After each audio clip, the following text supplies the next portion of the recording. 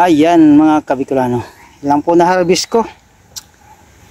Ayan, para sa aking mga ayan o.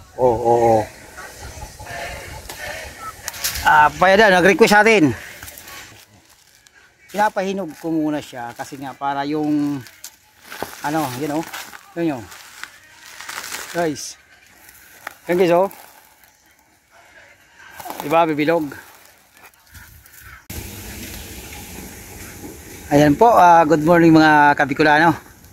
Di naman po tayo sa atin, maghukay ako ng aking kamuting kahoy. Sana mayroon laman. Ito, bukay ako po ngayon. Sina wala tayong tagahawak ng ating cellphones para ating makita yung pag-harvest ko ng kamuting kahoy. Samahan niyo po ako mga kabikulano. Hello po sa mga ating mga taga-subaybay.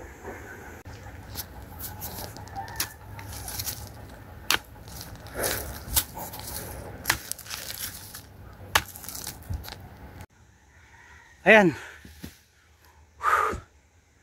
Kamuti. Yung tanim ko mga gabi dyan. Madamuli.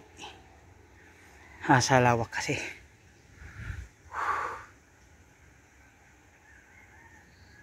Ayan guys. Mga kabikulano, nagbukay tayo ng kamuti. Kukunti na yung laman. First time ko mag-harvest, konti pa yung laman. So, hindi natin alam kung bakit. O sa lupa kasi lagi itong tinataman. So, sabi nung nakaraan dati daw, nagtanim sila ng mga kamuting kahoy. Masyado na, siguro nabugbog na yung pataba nila. Kaya konti yung laman ng kamuting kahoy. So, kailangan i-rest muna yung lupa para makapag-an ng maayos or cultivate. Wala naman tayo dito sa lugar na to at wala naman mga ipot ng manok or kaya tayo ng mga kalabaw, baka wala po dito makuhanan. So unless na lang maggamit tayo ng mga abono kung gustong malaki ang bunga ng kamuting kahoy. Ayun lang.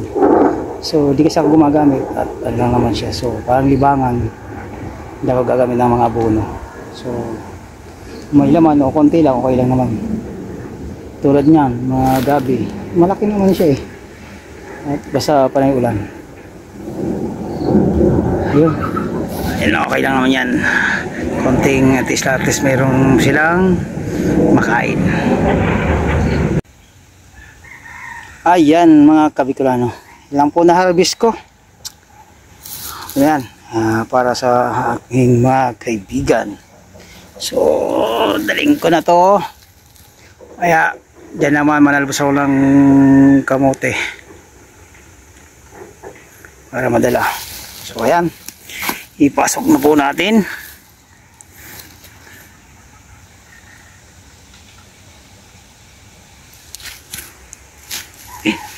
Ayan, kabikulano. Lagay na po tayo. Masaya pala pag nakaka-harvest ka ng sarili mong tanim. Yung happiness na naramdaman mo hindi kayang bayaran. Yung naramdaman kaligayahan na mayroon kang nakita na harvest. So although ipamimigay ko lang to sa sa bayaw ko, sa biyenang ko. Hindi mo na kaya yung pamilya ko kasi dito mga anak ko, ako lang naman, asawa ko hindi rin. Kahit dalang wala ng talbos ng kamuti, hindi man gugulayin pag wala ko. Kung nasa trabaho ako, hindi niya nagulayin, masisira lang. So pinamigay niya yung talbos ng kamuti, yung papaya, kahit yung talong. Yan. Yeah.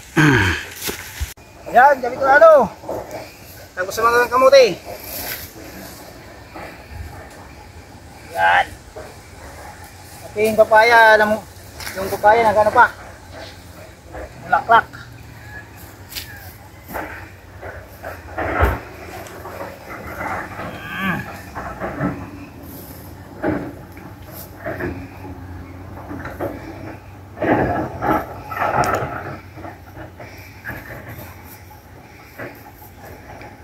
Yan, makakalibre na ng ulam.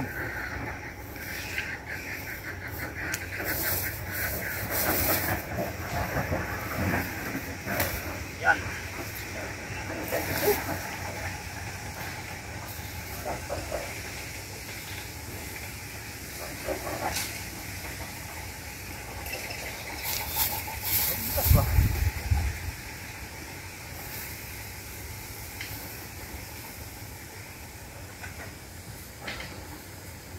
Okay, mga kinuha.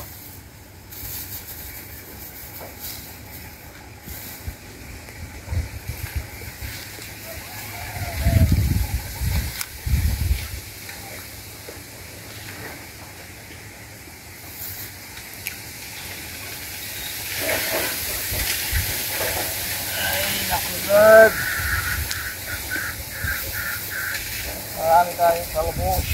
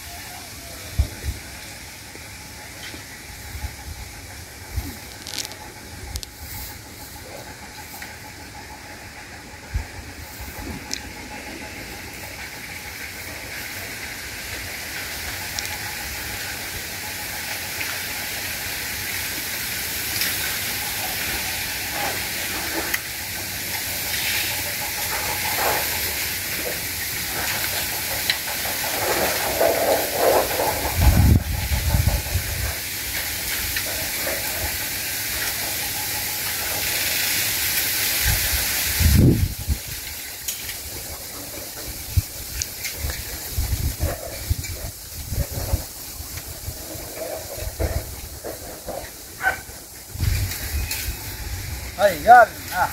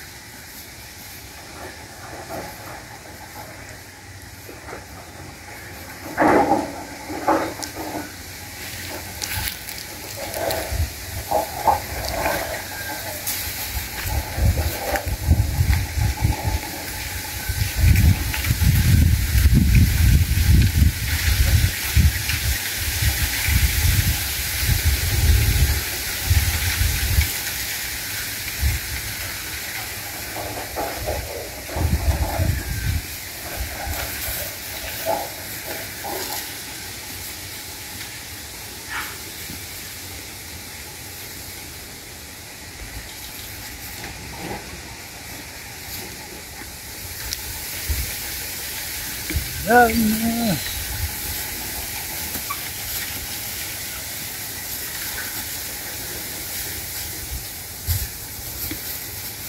Meron pa dito, kabila. Ayan. Kulay puti naman.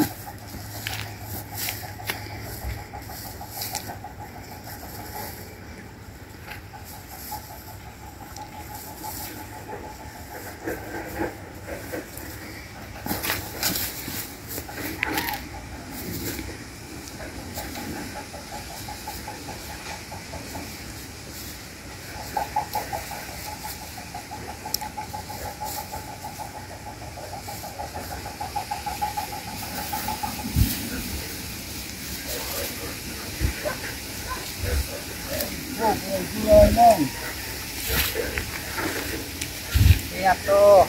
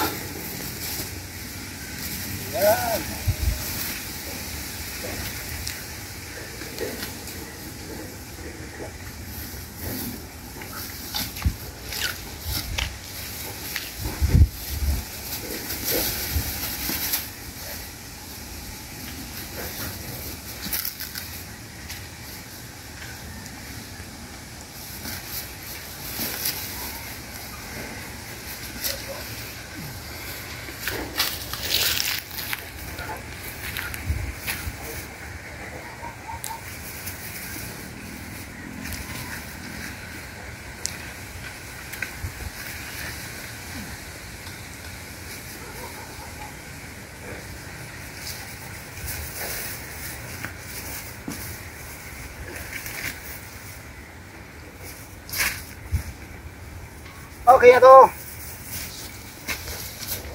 Ayun. Ayan na lang.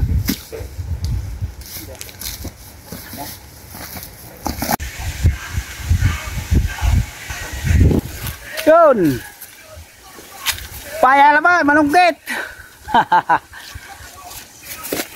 Harvest naman tayo ng papaya. Ayun o. Oo. Papaya na, nag-request natin. Papaya. So ito na lang papaya. Papaya. Yan guys. Wala tayong papaya dito. Ayan, nakatago yan. Kita yan. Papaya. Laking papaya, no. Pinapahinog ko muna siya kasi nga para yung ano, yun, oh. Yun yun. Guys. Yan guys, oh. Diba, bibilog. Pag nahinog siya, kasi kailangan ko ng buto nito. Oo. Oh, parang watermelon ah. So pag nahinog siya, para yung buto, pantanim ko. Kasi kukunti lang siya eh. Dalawa lang yan na puno. Yan. So manguha ko pang gulay. Ito guys, yung kasi hindi namumunga to guys. Mga ano kabila ano. So ang ginawa ko, yung nakita na sa online, sa mga Facebook na ganito, binibiyak na tayo. Ayan. Naging 3 puno siya oh. Namunga na siya. Then naging 3 ano siya oh. Dapat isa lang. O, naging 3 na siya. So 1 puno ay naging 3. So mas marami siyang magiging bunga. Diba? Oh. And this one I harvest because may hinog na to eh. Oh. Painog na siya guys. One for me. This one. Painog na rin guys. Oh. Yan oh. Pitasin ko na. Oh. Painog na eh. So bigay ko sa binang ko yan. Maliit pa.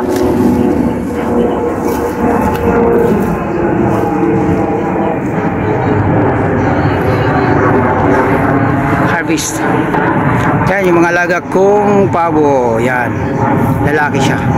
Ayun naman yung babae. So marami-rami na rin. Tapos may mga native din ako dyan. Yung yan, Rhode Island. Tapos yan mga native. Ano yan, malapit ng mangitlog, nangingitlog na yung isa kasi 4 yan, yung isa nanay, ang pinaka nanay niya, yung 3 yan yung mga anak niya. So hopefully makaparami ako. Yan.